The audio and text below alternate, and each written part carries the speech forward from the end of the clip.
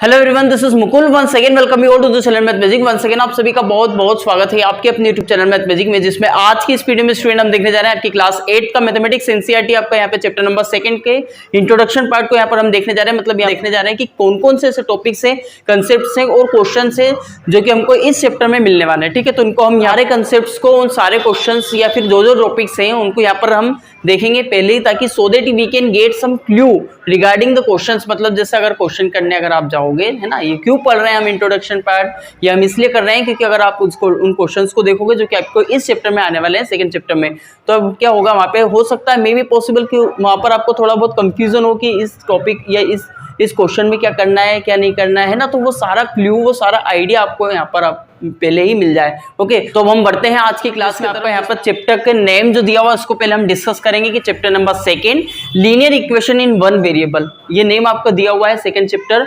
Linear equation in one variable. तो अब linear equation क्या होता है ना, वन वेरिएबल मतलब क्या होते हैं, और वेरिएबल में भी क्या हमारे यहाँ पर अगर 1 लिखा हुआ है तो आगे 2 वेरिएबल भी मिलने वाले हैं क्या, है ना। तो ये सब कुछ बातें हम करने वाले हैं इस वीडियो में, बिल्कुल लास्ट तक बनी रहेगा if you want to understand this full class in a clear way. ठीक है, अच्छे से बढ़िया यहाँ पर हम आपको अगर समझना है ये पूरा इंट्रोडक्शन पार्ट, तो बिल्कुल लास्ट तक देखना, so that you can never get confuse in this chapter. ठीक है, और आज इस वीडियो में हम पूरा डिस्कस करने वाले हैं कि आपके सारे जितने भी टॉपिक्स हैं वो सबको कंप्लीट करने वाले हैं एक ही वीडियो में, सो दैट कि आपको आगे कंफ्यूजन ना हो। ठीक है, तो अब यहाँ पर क्या होगा, पॉइंट्स टू स्टडी पॉइंट्स, तो यहाँ पे मैंने अलग से कुछ पॉइंट्स लिख दिए हैं जिनको हम इस वीडियो में डिस्कस करने वाले हैं टॉपिक वाइज। सारे यहाँ पर 1 2 3 4 8 पॉइंट्स रहेंगे, 8 टॉपिक रहेंगे। इनको पढ़ने के बाद में आई गारंटी यू कि मतलब आपको कोई से भी टॉपिक्स दूसरे अलग से पढ़ने की जरूरत नहीं रहेंगे, और यहाँ पर एक ही वीडियो में आपका पूरा चैप्टर का जो समरी है वो कवर अप हो जाएगी, आपके आने वाले क्वेश्चंस में आपको प्रॉब्लम फेस ना हो। ठीक है, तो now let's start to understand. तो पहला टॉपिक जो दिया हुआ है, पहला पॉइंट जो दिया हुआ है यहाँ पर आपका, व्हाट इज इक्वेशन। पहले इक्वेशन क्या होती है इसके बारे में हम यहाँ पर डिस्कस करेंगे। ठीक है, तो पहले इक्वेशन के बारे में डिस्कस करते हैं। ठीक है, तो इक्वेशन का मतलब होता है यहाँ पर, अगर हम इसको देखें तो इक्वेशन वर्ड जो बना हुआ है वो बना हुआ है एक इक्वल, मतलब इसमें इक्वल वर्ड इंक्लूड है, और इक्वल का मतलब आपको बहुत अच्छे से पता है, मतलब किसी भी चीज़, जैसे यहाँ पर 4 लिखा हुआ है एक नंबर, और इसके इक्वल में 100% श्योर है या 4 ही आएगा। ठीक है, तो ये 4 = 4, 5 = 5, 59 = 59, 100 = 100। ठीक है, तो ये इक्वल का मतलब होता है। ठीक है, किसी चीज को इक्वल मतलब हिंदी मतलब होता है बराबर, तो यहाँ पर इक्वल इसमें इंक्लूड है, मतलब इक्वेशन एक ऐसी, मतलब यहाँ पर जैसे 5। अब इक्वेशन में क्या होता है, 2-3 चीज इंक्लूड हो जाती है, आपका वेरिएबल भी इंक्लूड होता है और कांस्टेंट भी होता है। यहाँ पर हम इक्वल साइन भी यूज करेंगे। 5x + 4 = सपोज कि 9 दिया हुआ है, कितना दिया हुआ है 9। तो अब आप मुझे बताइए यहाँ पर x की जगह पर हम क्या रखें ऐसा जो कि हमारा आंसर 9 आ जाए। तो x की जगह पर हमको कितना रखना होगा, 1 रखना होगा, ताकि हमारा यहाँ पर 5 × 5 + 4 कितना हो जाएगा, 9 हो जाएगा। ठीक है, आता है इतना समझ में। तो अब ये x कहाँ से आया, लेकिन x को कहते क्या है, 4 क्या है, 9 क्या है ना। अगर x अगर हमारा वेरिएबल, अभी मैं बता दूंगा, अभी यहाँ पर हम बढ़ते जाएंगे आगे क्लास में, वैसे वैसे आपका नॉलेज बढ़ता जाएगा। यहाँ पर हम वेरिएबल कॉन्स्टेंट्स आपके बारे में यहाँ पर डिस्कस करने वाले हैं, लेकिन अभी यहाँ पर इक्वेशन क्या होती है पहले इक्वेशन समझे। इक्वेशन जहाँ पर क्या हो कि इक्वल का साइन हो, और वहां पर आपको 5x + 4 = 9, मतलब इस तरीके से इक्वेशन दे रखी हो, तो क्या कहते हैं हम यहाँ पर इक्वेशन। ठीक है, अब ये वेरिएबल कांस्टेंट को बाद में इसलिए पढ़ेंगे क्योंकि हम पहले बड़ी चीज को अंडरस्टैंड कर लेते हैं, इसके बाद फिर हम इसके पार्ट्स की तरफ बढ़ेंगे, मतलब छोटे छोटी जो कंसेप्ट है आपके उनको देखेंगे। ठीक है, तो ये आपकी इक्वेशन हो चुकी है, इसको इक्वेशन कहते हैं। अब इक्वेशन के अंदर ही ये इतना इक्वेशन कहलाएगा। ठीक है, अब इसके बाद अगर हम इस इक्वल को हटा दें, मतलब सिर्फ इतना नंबर लेकर के आए, मतलब इतनी यहाँ पर चीजें लिखे, तो इसको क्या कहेंगे, इसको हम एक्सप्रेशन कहेंगे। 5x + 4 = क्या हो जाएगा स्टूडेंट, वो हो जाएगा हमारा एक्सप्रेशन। ठीक है, आता है इतना समझ में। अब ये एक्सप्रेशन हो चुका है, मतलब अगर यहाँ पर हमारा कोई सा भी x a b c z है ना, मतलब अल्फाबेटिकल फॉर्म अगर आपका कांस्टेंट टर्म के साथ अटैच हो, उसमें साथ में कोई सा दूसरा नंबर हो या फिर नहीं भी हो, तो इतना भी हमारा क्या कहलाएगा, वो हमारा कहलाएगा एक्सप्रेशन। ठीक है, आया इतना समझ में। अब एक्सप्रेशन के बाद में अब हम पूछेंगे, अगर सपोज हमने इसको इतना ब्रेक कर लिया, मतलब अगर इसके बारे में हम डिस्कस करें कि ये चीज क्या है, तो ये हो जाएगा आपका टर्म। क्या हो जाएगा, टर्म। ये वाली अलग टर्म हो गई, ये अलग टर्म हो गई, ये अलग टर्म होगा, ठीक है। तो यहाँ पर 2-3 टर्म्स हैं, अब इनको टर्म्स कहते हैं। अब इसमें भी अगर हम डिवाइड करें, मतलब इसको अलग अलग पार्ट में डिवाइड करें, मतलब ये 5 को अलग कर दें और x को अलग कर दें, तो 5 क्या है यहाँ पर हमारा कांस्टेंट है। सर कांस्टेंट का मतलब क्या होता है बेटा? कांस्टेंट का मतलब होता है फिक्स, स्थिर। मतलब 5 की जगह पर हम 7 नहीं लिख सकते, 5 की जगह पर हम 10 नहीं लिख सकते, कुछ भी नहीं लिख सकते। यहाँ पर 5 की जगह सिर्फ और सिर्फ क्या आएगा? 5 ही आएगा। x, सर x का मतलब फिर यहाँ पर बदल सकते हैं, बिल्कुल। यहाँ पर ऑब्वियसली जो x है हमारा वेरिएबल है ना। अभी और हम डिस्कस करेंगे, जैसे यहाँ पे ये x जो है आपका वेरिएबल है, 5 कांस्टेंट है। x की जगह पर आप 5, 6, 7, 9, 10 अकॉर्डिंग टू द इक्वेशन जो दे रखी है उसके अकॉर्डिंग आपको लिखना है। ऐसा भी नहीं है कि x की जगह पर यहाँ पर हम 5 रख देंगे, नहीं। आ तो सकता है 5, लेकिन उसकी जगह फिर यहाँ पर आपको कोई सा दूसरा नंबर अगर दिया होगा तो यहाँ पर आपका 5 आएगा। कब आएगा 5? 5 जो 25 प्लस यानी 29 अगर यहाँ पे दिया हो आपको इक्वल में, तो यहाँ पर x की जगह पर 4 आ जाएगा, ठीक है। इतना आता है समझ में? तो ये इक्वेशन हो गई।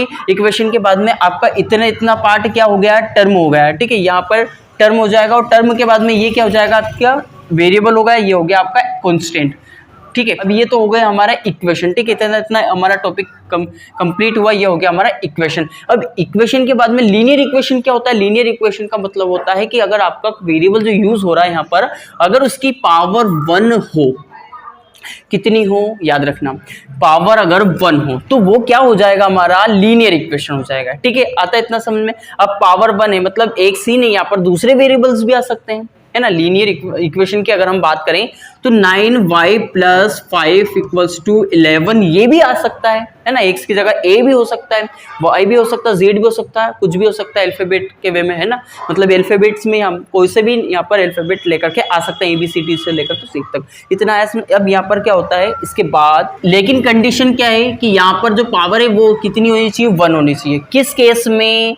लीनियर इक्वेशन में। लीनियर का मतलब यहाँ पर रेखीय, हिंदी में जिसको अगर हम कहें तो रेखीय समीकरण, ठीक है। तो रेखीय समीकरण में एक यानी कि सिंगल यानी 1 पावर होना चाहिए, किसकी? वेरिएबल की। आगे हम बढ़ेंगे। हमारा लीनियर इक्वेशन हो चुका है कंप्लीट, ठीक है।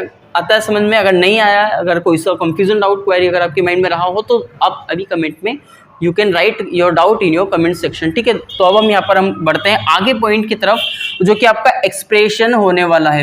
अभी एक्सप्रेशन हमने ऑलरेडी समझ चुके हैं कि एक्सप्रेशन क्या होता है, ये नंबर होता है, ठीक है। यहाँ से लेकर यहाँ तक हम अगर हम इसको देखें तो ये हमारा क्या होगा? एक्सप्रेशन होगा। इसी के अंदर अगर हम देखें तो ये आपका क्या हो जाएगा? टर्म हो जाएगा। तो टर्म भी हो गया कंप्लीट, ठीक है। ये हमारा क्या हो जाएगा? टर्म हो गया। What is variable? वेरिएबल का हुई हमने समझा, वेरिएबल हो गया हमारा क्या? एक्स। कांस्टेंट क्या होता है? कांस्टेंट को भी हमने अभी देखा, यहाँ पर जो 5 है, 4 है और 29 है या 9 है, कुछ भी है, तो वो सारे हमारे क्या कहलाएंगे? कांस्टेंट कहलाएंगे, ठीक है। अब हम बढ़ते हैं नेक्स्ट टॉपिक की तरफ, जो कि आपका यहाँ पर है हाउ टू सॉल्व इक्वेशन। अब ये टॉपिक आपके लिए थोड़ा सा नया है, जो कि अभी तक हमने यहाँ पर इस वीडियो में नहीं देखा। तो हाउ टू सॉल्व इक्वेशन को कैसे सॉल्व करते हैं, आइए now let's start to understand this one topic also.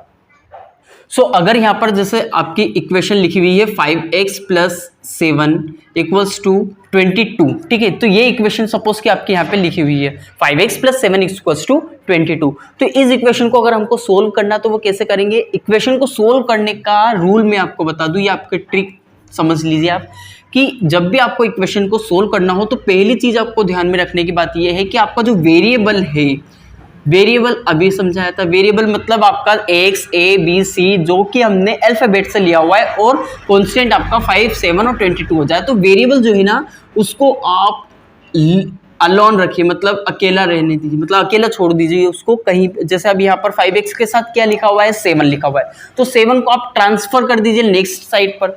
अब ट्रांसफर करना आपको आता होगा, आपने पिछली क्लासेस में देखा होगा, समझा होगा, नहीं समझा तो यहाँ पर हम थोड़े इसको डिस्कस कर लेंगे, ठीक है। तो जैसे 5x अभी तो वैसे भी हम ऑलरेडी यहाँ पर डिस्कस करेंगे ही, पर बाकी आपका प्री नॉलेज अगर आपके पास हो तो वो बहुत अच्छी बात है, ठीक है। तो अब यहाँ पर 22 जो लिखा हुआ है आगे नेक्स्ट साइड पर, वो तो एज इट इज रहेगा। ये जो 7 है इसको हम ट्रांसफर कर देंगे, क्योंकि हमें करना क्या है? वेरिएबल को अलोन मतलब अकेला रखना है, ठीक है। एक साइड पर रखना है, या तो हम लेफ्ट साइड पर लिखें या राइट। अब लेफ्ट साइड पर है तो लेफ्ट ही रहने दें, ठीक है। बाकी जितने भी दूसरे जो हैं 7 है तो उसको हम यहाँ पर ट्रांसफर कर देंगे। तो 22 - 7 कितना हो जाएगा? 15 हो जाएगा। और 5x यहाँ पर ऑलरेडी था ही, ठीक है। इतना आया समझ में। अब यहाँ पर हम क्या करेंगे? जैसे सपोज अभी मान के चलते हैं, यहाँ पर एक काम करते हैं, ये 5x रहने देते हैं अभी थोड़ा, है ना, कॉम्प्लेक्स हो जाएगा आपके लिए अभी, और इसको भी हम समझेंगे। तो जैसे अब यहाँ पर आपको लिव अलोन मतलब x को अलोन रखना है, वेरिएबल को अलोन यानी अकेला एक साइड पर रखना है। इसके लिए हम क्या करेंगे, जो 7 है ना उसको हम एडिशनल है तो उसको हम यहाँ पर राइट हैंड साइड पर सेंड कर देंगे। सेंड किया तो जो प्लस का है वो माइनस हो जाता है, माइनस जो रहता है वो हमारा प्लस का हो जाता है। ठीक है, आया इतना समझ में। माइनस वाला नंबर वो हो जाता है हमारा किस नेचर का, प्लस का, और प्लस वाला नंबर वो हो जाता है हमारा माइनस का। कब, ऐसे ही नहीं वही का वही अगर आप कर दो तो ये प्लस का इसको माइनस का नहीं, जब हम सेंड करते, जब हम ट्रांसफर करते हैं किसी नंबर को राइट हैंड साइड से लेफ्ट हैंड साइड पर या लेफ्ट हैंड साइड से राइट हैंड साइड पर, तो वहां पर उस कंडीशन पे हमारा जो नंबर है वो नेचर चेंज कर देता है और माइनस से प्लस हो जाता है और प्लस से माइनस होता है। ठीक है, इतना आया समझ में। अब हम बढ़ते हैं यहाँ पर कि इसको सोल्व कैसे करते हैं। तो यहाँ पर 22 - 7 हुआ तो x = आ कितना आ रहा है, यहाँ पर 15 आ रहा है। ठीक है, तो ये हमारी इक्वेशन जो है वो सोल्व हो चुकी है। इतना आया समझ में। अब यहाँ पर हम देखते हैं, अगर सपोज यहाँ पर 5 भी लिखा हो, एक और एग्जाम्पल छोटा सा लेते हैं। यहाँ पर